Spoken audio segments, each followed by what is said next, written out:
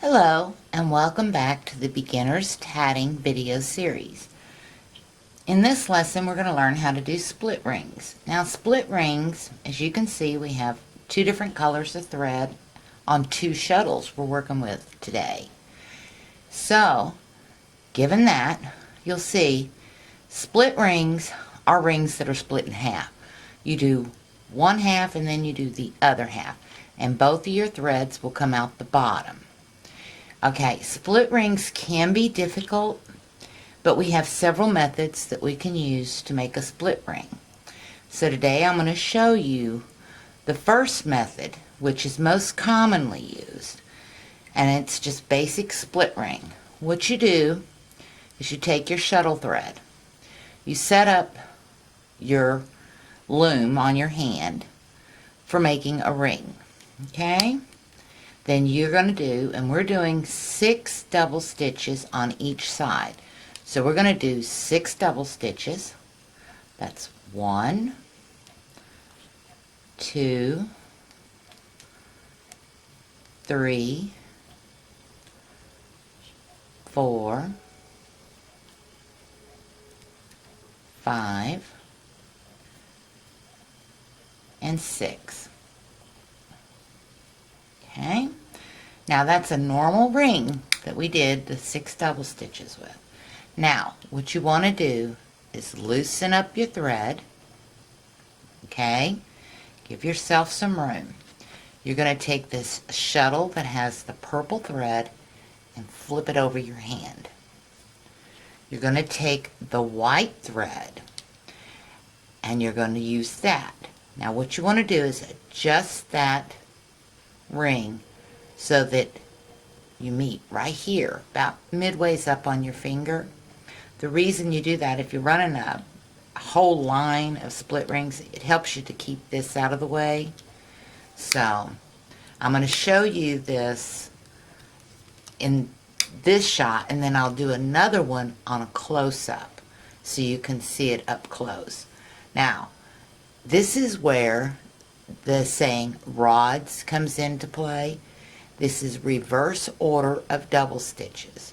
Now what you're going to do on this side is the second half and then the first half of the double stitch to get your stitches on the thread. Okay, this is called the dead spider method. When a spider dies and he turns over, his legs are sticking up. I don't like it. I don't like spiders, but that's what it's called. And the way you do it is you go second half of the double stitch. Do not flip, and slide it over into place. You see it? It's right there. Now this work is not cooperating and staying out of the way, so you can keep your finger there and hold it out of the way. Now we're going to do the second half, or the first half of the double stitch. Do not flip. And we have one stitch. Now we're going to do second half, first half, second half, first half. And you continue that until you get 6 stitches on this thread. Okay? So let's continue and make 3 more stitches. 1, 2, 3.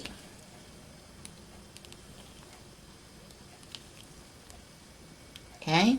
Now if something happens and you need more thread, you didn't make your loom wide enough, you can hold that thread and pick up this shuttle and adjust so you can get more thread on your loom.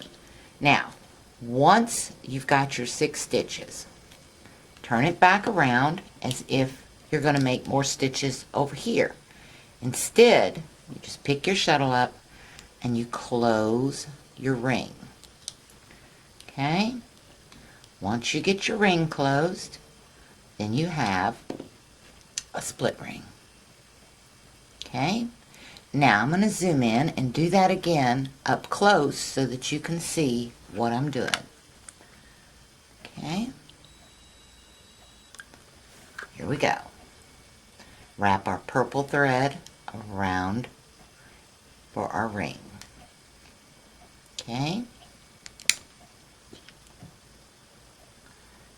Take what we've already made out of the way. Okay. Now we're going to do 6 double stitches on this side, regular double stitches. We're going to flip our work on this side. All right. My finger got in the way. Here we go. Well, this just is not working. Did it fine without? I'm trying to stay inside camera shot. It's throwing me off. So, let's get it. Okay, we've got our stitch. First half. We're going to do the second half. Flip that stitch, pull it up. Okay? And you're going to do 6 of those.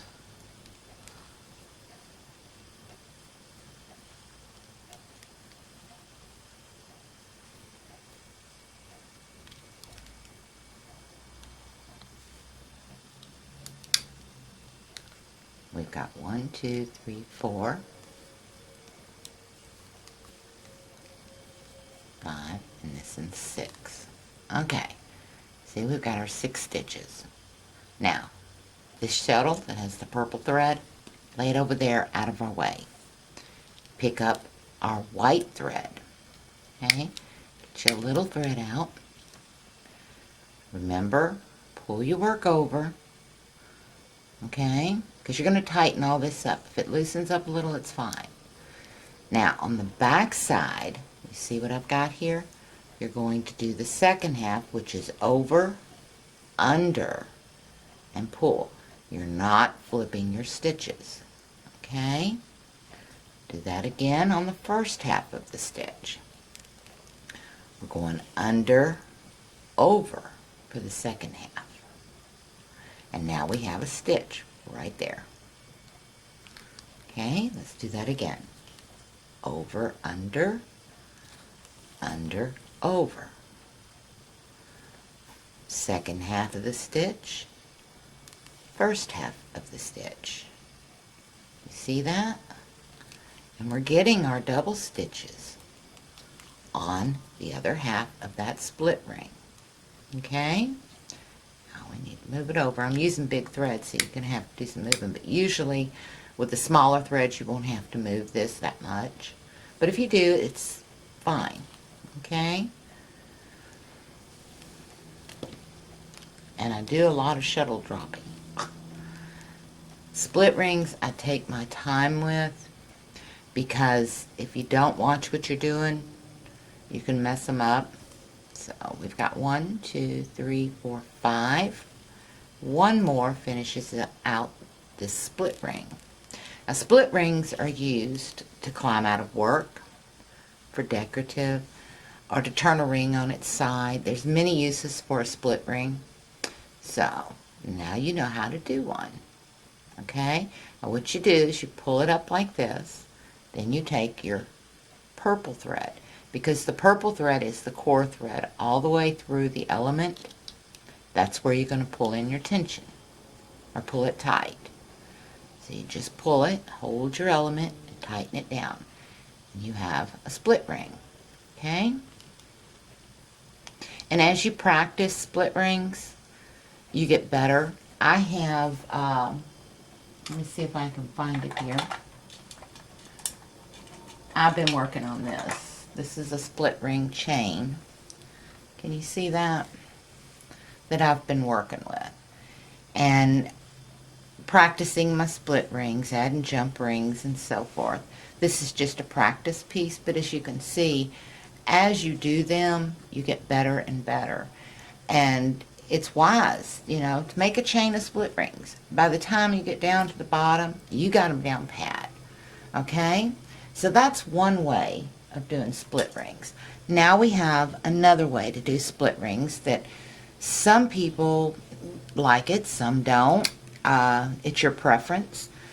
I don't like it because it's too much like regular rings, and I tend to flip when I'm not supposed to flip a stitch.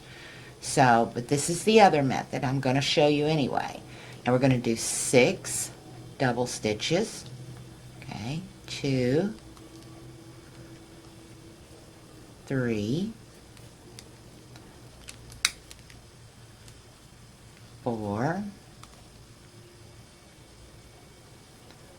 5,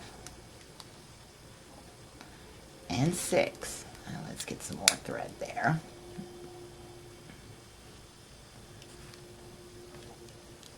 This is the 6th stitch. Now, for the second part of this, we're going to change the ring around. We just roll it over, okay? And put it back on our hand, just like we did before, okay? Now, the thing about that is, you have a hard time because you're used to flipping your stitches. So if you're not paying very, very, very close attention to what you're doing, you're going to flip it, and you don't need to.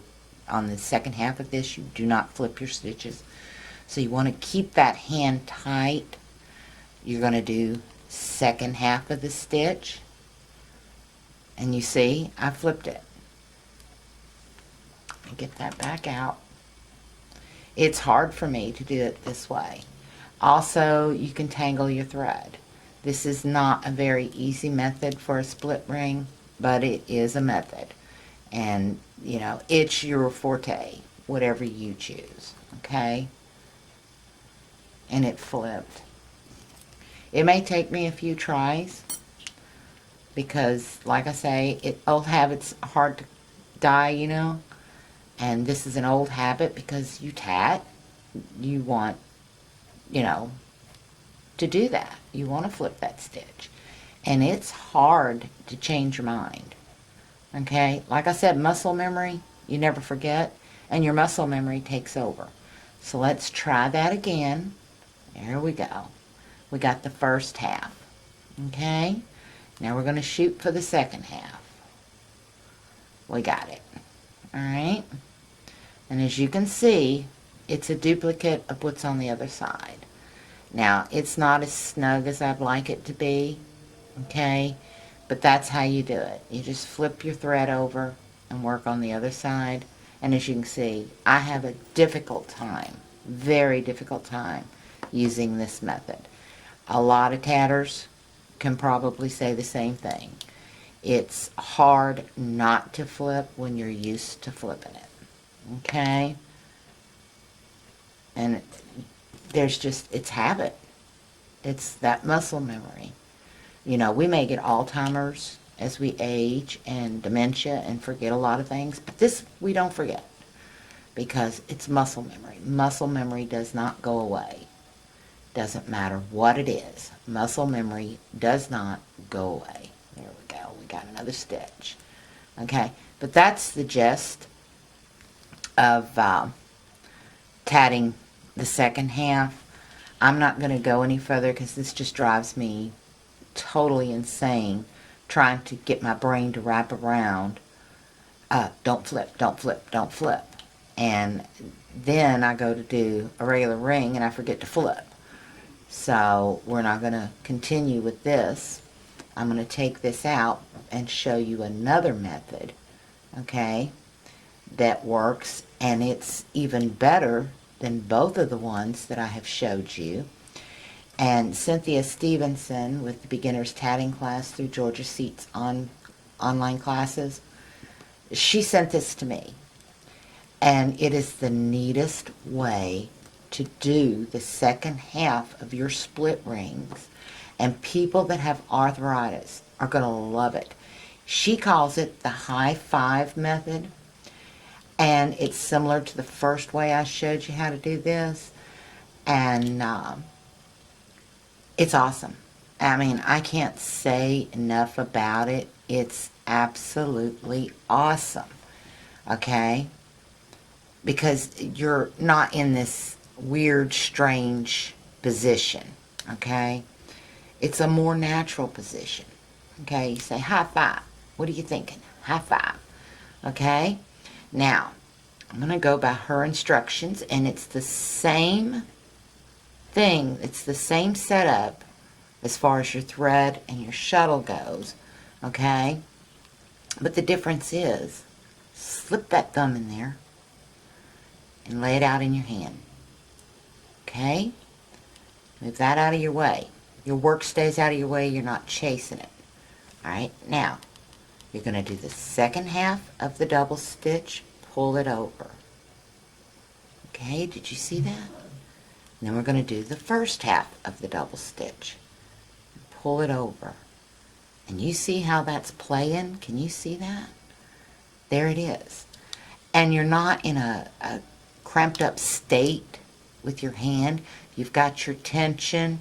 It's a natural way for your hand to lace, basically.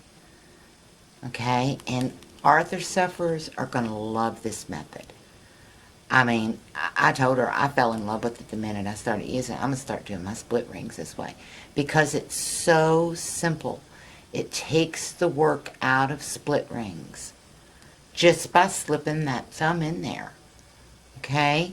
And it's up to you how much of a width you get between here and here.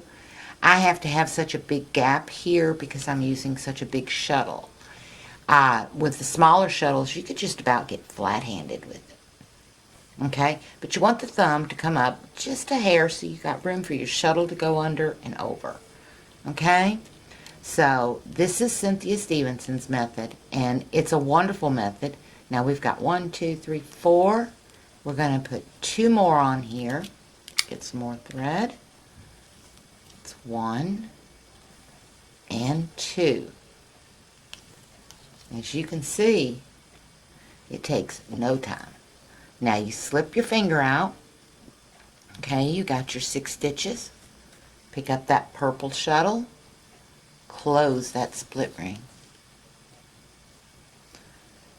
Now, this versus the dead spider method and rotating your thread around and moving, and anytime you move tatting when you've got a loom on your hand, you take a chance of it's not going to work. And I like the method that Cynthia's come up with. I mean, it's awesome. As you can see, it's just as good as the other split rings. And to me, it gives you it helps you to keep these stitches that are on the bottom of your hand tighter. I mean, try it. You may like it. I love it. So, she'll be showing it in class how to do it and discussing in class how to do it. But, she, like I said, she's with Georgia Seitz on the online courses. And if it hadn't been for this, I mean, I was sitting there, you know, contemplating, man, when I get arthritis real bad in my hands, how am I going to do this? I'm going to have to give up my tatting. Well, with this, it's a relaxed state. You're not holding your hand. Let me show you that. Okay? When you're doing the dead spider, your hand's in this position and you're holding your tension with all your fingers. With Cynthia's method, you're relaxed. You see the difference? And if your hand's not cramped up like this, say you're doing a necklace or a lanyard and doing it all in split rings. After about the 10th split ring, your hand's hurting if you've got arthritis. With her method, you eliminate that. And I think it's awesome. But anyway, that is how you do a split ring. Like I said, the method to flip the thread and stuff, I don't use it. That's why I have such difficulty. And but I showed you the gist of it. Most people use the first method, and who knows, this new method that Cynthia's come up with, that may be the newest method, but it may be more frequently used than the first method. So, our next lesson, we're going to do beads on picots and beads in picots, beads over picots. We're going to do beads. So, you have a great day and happy tatting, and I'll see you in the next class. Thank you.